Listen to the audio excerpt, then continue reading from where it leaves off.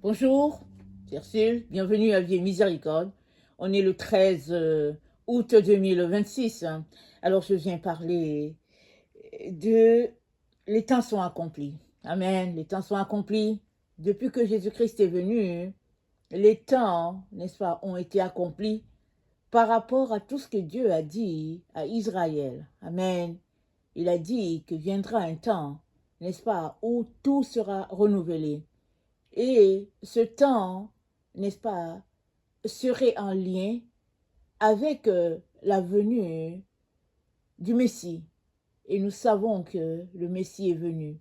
Alors quand on regarde le temps dans lequel on est, c'est-à-dire on est au XXIe siècle, on peut réaliser et célébrer la patience de Dieu. Combien Dieu a été patient. Amen. Depuis le temps où il a mis pied sur terre jusqu'aujourd'hui où nous attendons son retour, n'est-ce pas? La Bible dit, ce n'est pas parce qu'il tarde à accomplir sa promesse, mais c'est parce que il attend que le plus grand nombre puisse entrer. Voilà pourquoi chaque génération a l'impression que, ben voilà, qu'est-ce qu'il fait? Il n'est pas encore là. Mais peu importe la génération dans laquelle tu es né, si ton cœur cherche Dieu, alors tu te mettras à te préparer pour son retour. Si bien que, s'il n'est pas venu en ton temps, au moins tu seras prêt pour continuer, n'est-ce pas? La suite dans la lumière divine. Parce que tous nous naissons dans ce monde, dans les ténèbres. Nous venons, dans, nous venons sur la terre, Dieu nous attribue une famille, et dans la famille, on est dans les ténèbres. À moins que cette famille ait la révélation de Jésus, elle est dans les ténèbres. Maintenant, on est appelé à cheminer, n'est-ce pas, sur cette terre, dans les ténèbres dans lesquelles la terre se trouve. Mais béni soit l'Éternel, du fait que, peu importe les ténèbres dans lesquelles tu t'es retrouvé, Dieu a pourvu pour la lumière. Et même, avant même que Jésus-Christ vienne, Proverbe 20, le verset 27 dit, le souffle de l'homme, c'est la lampe de l'Éternel. Amen. Le simple fait que tu respires, c'est la preuve que la lumière est en toi. Maintenant, la sagesse veut que tu t'arrêtes et tu te poses la question sur le fait que tu respires. D'où viens-tu? Pourquoi est-ce que les gens meurent? Toutes ces questions-là que les gens se posent par-ci, par-là, les conduisent à chercher Dieu. Et Dieu a voulu que tous les hommes sur la terre puissent le chercher en tâtonnant. Alors, tu n'es pas hors norme si tu es en train de chercher Dieu et que tu ne l'as pas encore trouvé. Toutefois, il a pourvu pour que tu puisses le trouver. Voilà pourquoi il nous dit, ce n'est pas à Gilgal qu'on peut le trouver. Ce n'est pas non plus sur une montagne donnée qu'on peut le trouver. Ce n'est pas à Bethel. Dieu, il est partout à la fois dans ta maison, peu importe l'endroit où tu es, il est partout. Et même, il te parle à tous les jours. Et la Bible nous dit que Dieu parle tantôt d'une manière, tantôt d'une autre, l'on n'y prend point garde. Mais si tu prenais garde à la voix de Dieu, alors tu réaliserais que les temps sont accomplis et nous sommes, n'est-ce pas, dans ces moments où il est important d'être prêt parce que la vie va telle qu'elle est. Amen. La vie, nous la regardons. Elle va telle qu'elle va. Toutefois, tu n'as pas besoin d'être en état de panique parce que il y a des tremblements par-ci, il y a des tsunamis par-là, il y a des feux de forêt d'ici, il y a telle sorte de situation. Non, tu n'as pas besoin de paniquer.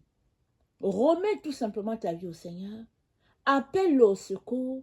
Il va venir se révéler à toi et tu vas marcher dans sa lumière parce que la lumière de Dieu transperce les ténèbres. Amen. La lumière divine, elle transperce les ténèbres. Elle l'a fait déjà quand le Christ est venu sur cette terre et elle continue de le faire à tous les jours. Il te suffit de prêter attention à toi-même, à ta voix. Il te suffit de te concentrer un peu et tu vas savoir si la voix en dedans qui te parle, c'est celle de Dieu, ou bien celle de ta propre conscience, ou bien celle de l'ennemi. Il te suffit juste de te concentrer un peu dans ce monde en brouhaha. Amen. Alors, les temps sont accomplis. Notre texte se trouve dans Galates 4, le verset 1 à 7. Ça dit ceci. Or, aussi longtemps que l'héritier est enfant, je dis qu'il ne diffère en rien d'un esclave, quoi qu'il soit le maître de tout. Mais il est sous des tuteurs et des administrateurs jusqu'au temps marqué par le Père.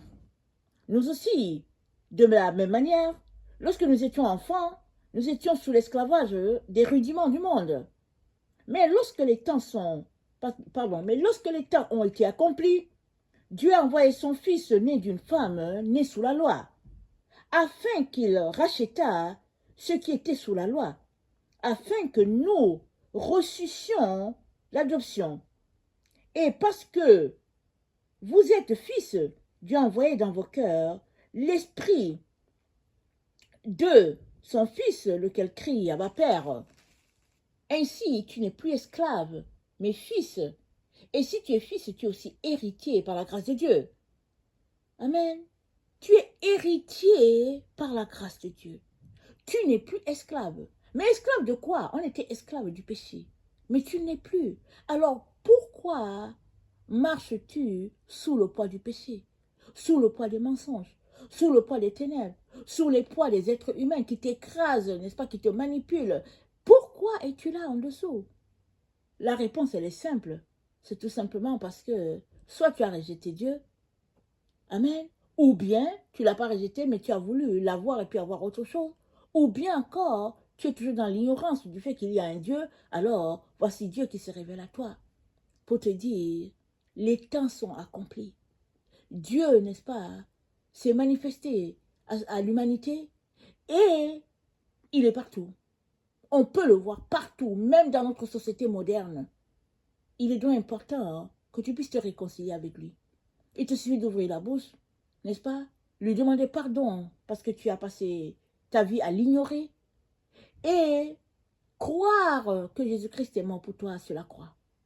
Alors que tu crois que Jésus-Christ est mort à ta place, tu es fait enfant de Dieu. Parce que ce n'est pas par ta force, par ton pouvoir que tu deviens enfant de Dieu, mais c'est par la grâce de Dieu. Et maintenant que tu deviens enfant de Dieu, alors prends la Bible, lis-la. Passe le temps à prier, à chercher Dieu. Il va se révéler à toi et il va te donner, n'est-ce pas, ton chemin de vie. Et surtout, tu vas bâtir ta relation avec ton Père, ton Créateur, et tu seras dans l'intimité avec lui pour marcher dans la lumière. Parce que ce monde, n'est-ce pas, a été bâti sur deux pôles. Le pôle de la lumière, le pôle des ténèbres. Et puis Dieu maintient le monde en équilibre comme ça.